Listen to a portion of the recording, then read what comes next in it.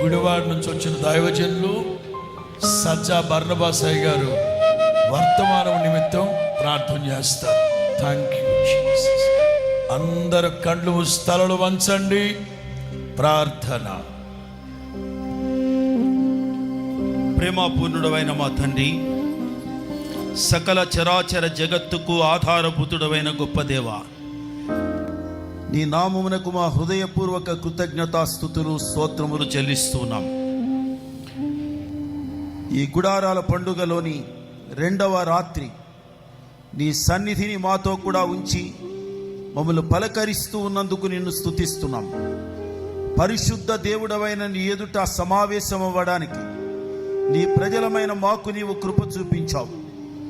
నేను పరిశుద్ధుడనై ఉన్న ప్రకారము మీరును సమస్త ప్రవర్తన యందు పరిశుద్ధులై ఉండండి అని చెప్పావు. హృదయ శుద్ధి గలవారు ధన్యులు, వారు దేవుణ్ణి చూస్తారని పలికావు.